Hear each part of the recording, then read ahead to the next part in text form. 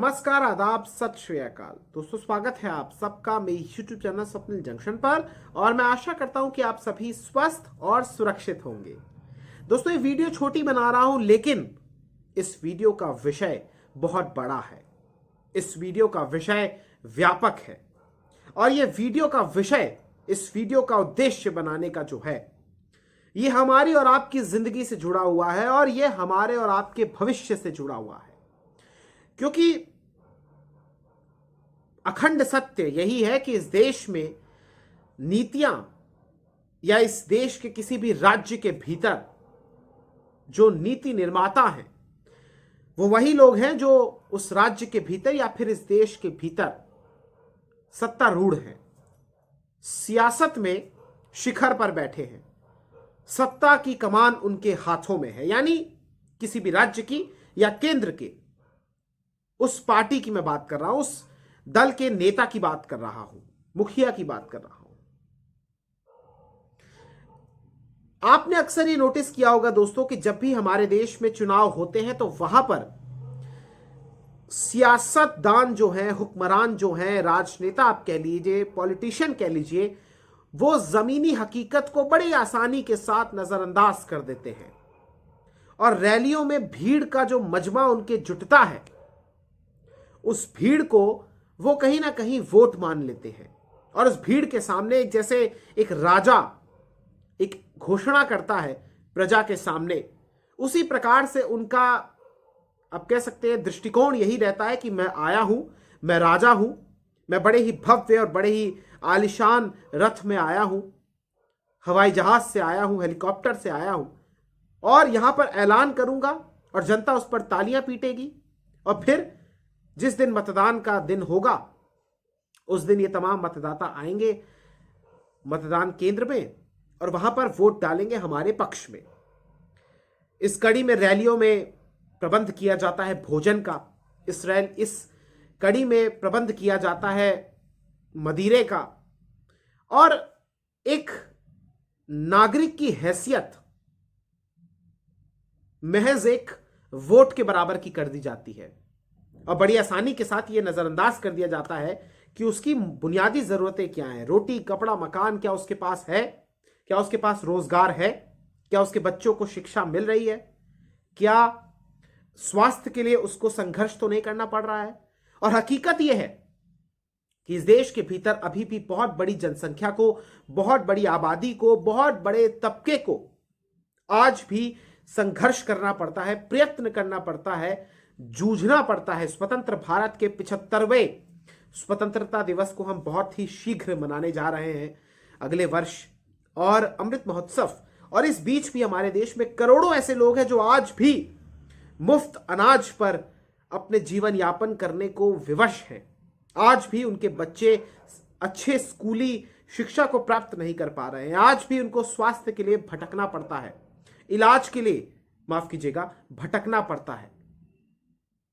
बुनियादी जरूरतों के लिए आज भी उनको संघर्ष करना पड़ता है। और इस देश के राजनेता कहते हैं कि हम इतने बच्चों को लैपटॉप बांट देंगे, हम इतने बच्चों को मोबाइल फोन बांट देंगे, हम इतने बच्चों को साइकिल बांट देंगे, स्कूटियां बांट देंगे, टैब बांट देंगे, एक्सेट्रा एक्सेट्रा इत्यादि चीजों को बांट देंगे।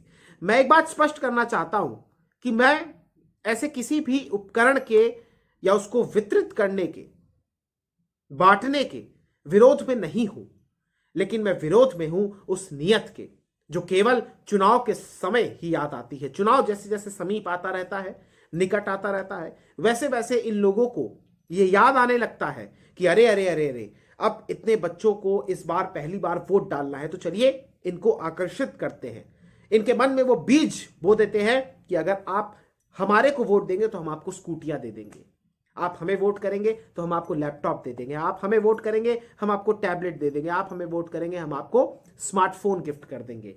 लेकिन और फिर ये करते भी हैं, ऐसा नहीं कि ये लोग नहीं करते, लेकिन फिर वही बात है ना कि जैसे उज्ज्वला योजना के तहत कई जगह ऐसी बातें निकलकर सामने आई कि सिलेंडर तो दे दिया लेकिन उसको रिफिल कराने के लिए पैसे ही नहीं है, इसलिए वो जो सिलेंडर है वो ऊपर रख दिया गया है, ताड़ में रख दिया गया है।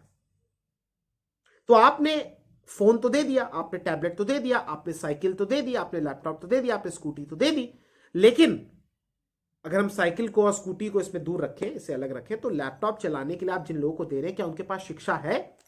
क्या वो इतने स्किल्ड हो चुके हैं कि वो लैपटॉप को ऑपरेट कर सके, वो मोबाइल फोन को ऑपरेट कर सके, और सबसे बड़ी बात उसमें डेटा पैक डलवा सके?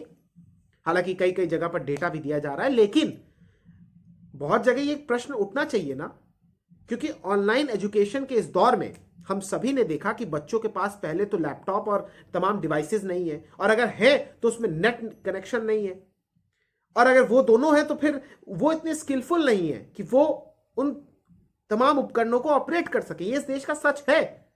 तो इसको हम चुनावी घोषणा के रूप में, ये जो नेता है इसको जो एक इवेंट बनाते हैं और फोटो खिंचवाते हैं, वीडियोस बनवाते हैं, विजुअल बहुत अच्छे लगते हैं दोस्तों, उसके तस्वीरें बहुत अच्छी लगती हैं कि किस प्रकार से युवा बच्चे आ रहे हैं, होनहार बच्चे आ रहे हैं, बुद्धिमान बच्चे आ रहे हैं, और वो जो नेता हैं उनके हाथों से ये तमाम डिवाइसेस को ले रहे हैं और फिर वो बड़े खुश हैं, फोटो खिंचवा रहे हैं। लेकिन आगे की स्थिति बड़ी गंभीर है।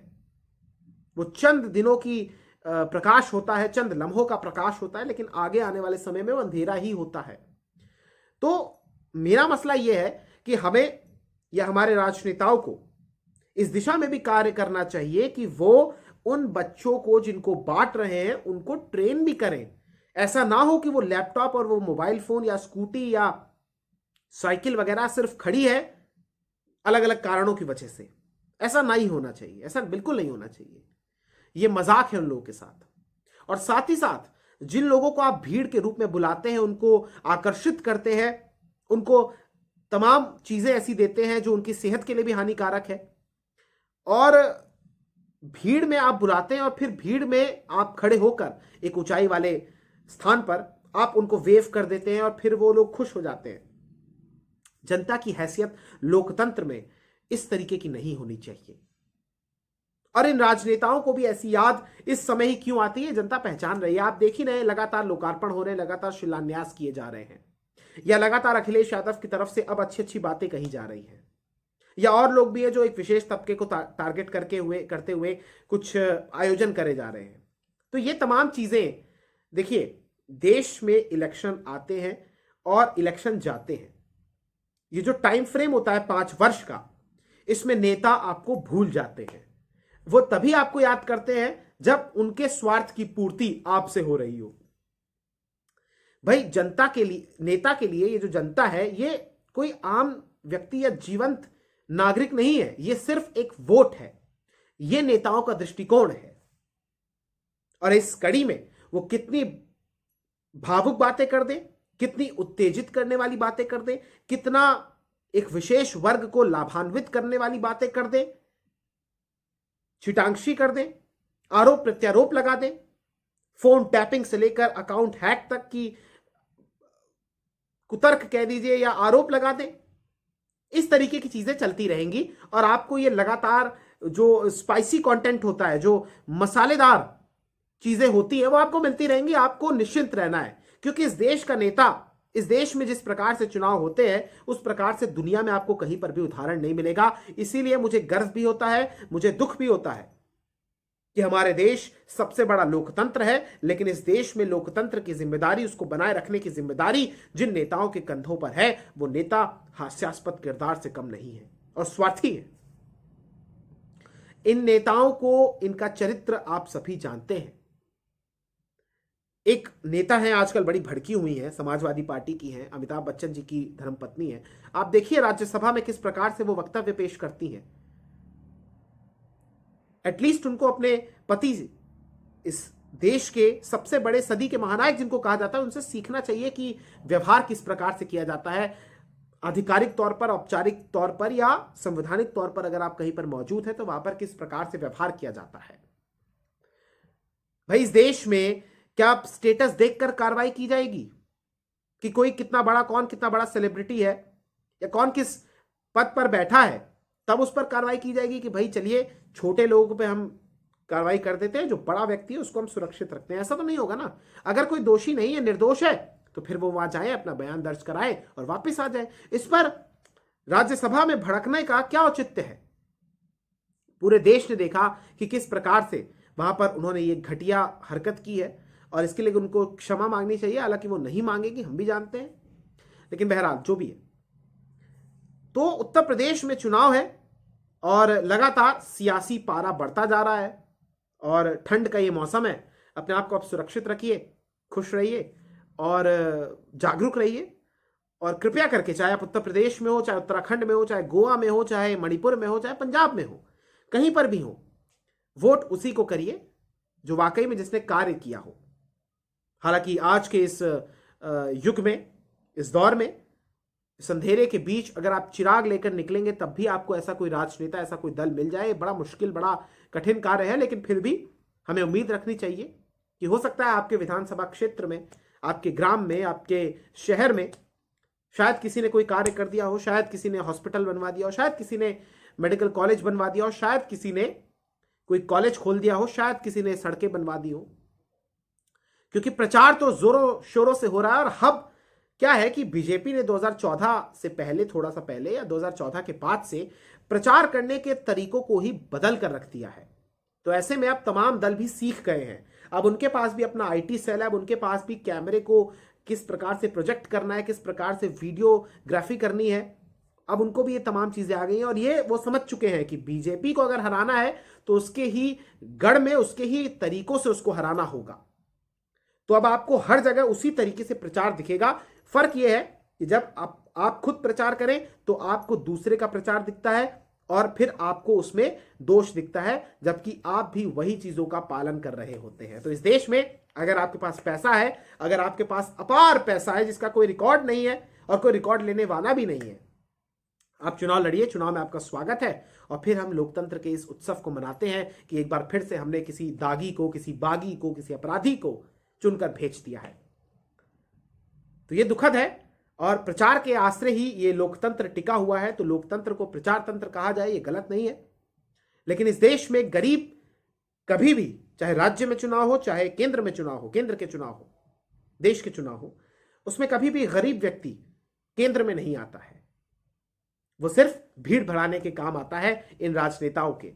उसको टोपी पहनाकर, उसके गले में अंगवस्त्र पहनाकर, गमछा पहनाकर, झंडे पकड़ाकर, खाना बांटकर, शराब बांटकर, पैसे बांटकर आप उसको अपने कब्जे में करना चाहते हैं ताकि वोट आ जाए। क्योंकि इस देश में वोट अभी भी बड़ी संख्या में, मेजॉरिटी ऑफ वोट उन लोगों का है जो शायद शिक्षित नहीं है, शायद गरीब है, और यही लोग उनको अपने जाल में फंसा कर रखना चाहते हैं।